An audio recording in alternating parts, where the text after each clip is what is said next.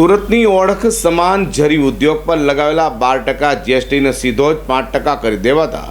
જરી એસોસિએશન દ્વારા સાંસદ અને કેન્દ્રીય રાજ્યમંત્રી દર્શનાબેન જરદોશનો આભાર વ્યક્ત કરી તેમનું મોઢું મીઠું કરાવ્યું। સુરત શહેરની ઓળખ જરી ઉદ્યોગથી છે, ત્યારે જરી ઉદ્યોગમાં જીએસટી 12% કરાતા જરી ઉદ્યોગકારો દ્વારા તેનો વિરોધ કર્યો હતો। ઘણા સમયથી જરી ઉદ્યોગ પર 12%નું જીએસટીનો દર ઘટાડવા માંગ કરાતી હોય, જોકે હાલમાં જ કેન્દ્રીય રાજ્યમંત્રી અને સુરતના સાંસદ દર્શનાબેન જરદોશે કરાયેલી રજૂઆતો બાદ કેન્દ્ર સરકાર દ્વારા જરી ઉદ્યોગમાં 12%થી જીએસટી દર ઘટાડીને સીધો 5% જીએસટી દર કરી દેવામાં આવ્યો છે, જેને લઈને જરી એસોસિએશન દ્વારા દર્શનાબેન જરદોશની ઓફિસે પહોંચી તેમનું મોઢું મીઠું કરાવી તેમનો આભાર મનાયો હતો। નમસ્કાર,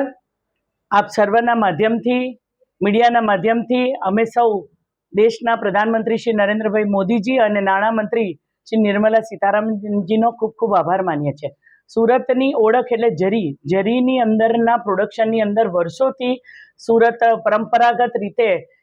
જરીના વ્યવસાય સાથે જોડાયેલા આ ઉદ્યોગકારો છે અને એ લોકો આજે આનંદ વ્યક્ત કરી રહ્યા છે, કારણ કે જીએસટી આવ્યા પછી જે જરી જુદા જુદા પ્રકારની બનતી હોય છે એ જરીના સ્લેબ જુદા જુદા હતા, 5%, 8%, 10%, 12%, 18%। તો આને સૌને બધાને જેને વેલ્યુ એડિશન કરી શકાય, સાડી કે કોઈ પણ બનાવટ થાય એની અંદર જે એડિશનલ કોઈ પણ પ્રકારની જરી હોય એ બધાને 5%ના સ્લેબની અંદર દાખલ કરવા બદલ અમે નાણામંત્રી શ્રી નિર્મલા સીતારામનજીનો અમે આભાર વ્યક્ત કરીએ છીએ। જ્યારે શરૂઆતના વર્ષોની અંદર નાણાં મંત્રાલય દ્વારા આના જુદા જુદા, કારણ કે સોનાના તારથી બનતી જરી 3%માં પણ હતી, ચાંદીના તાર અને એની સાથે બીજી વેલ્યુ એડિશન વાળી જરી જુદા જુદા સ્લેબમાં હતી। ત્યારે અમે આ જ પ્રતિનિધિ મંડળ તે વખતના નાણામંત્રી શ્રી અરુણ જેટલીજી, સંતોષ ગંગવારજી અને હસમુખ અઢિયાજી, જે ગુજરાતના ત્યાં આગળ નાણાં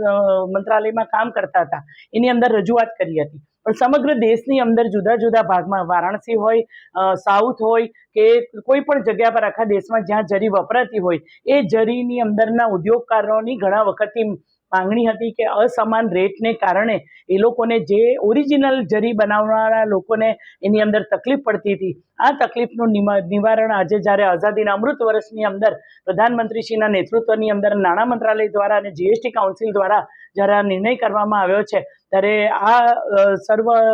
જરી ઉદ્યોગ સાથે સંકળાયેલા સર્વ વેપારીઓ, સુરતની જનતાની સાથે અમે લોકો ખૂબ આનંદ વ્યક્ત કરીએ છીએ। સુરતના સાંસદ દર્શનાબેન જરદોશ કેન્દ્રીય રેલવે અને કાપડ રાજ્યમંત્રી હોય તેમના કરેલી જરી ઉદ્યોગકારોની રજૂઆતો ફળી જતા જરી ઉદ્યોગમાં ખુશી જોવા મળી છે। અઝર કુર્સી સાથે હર્ષદ સેઠા।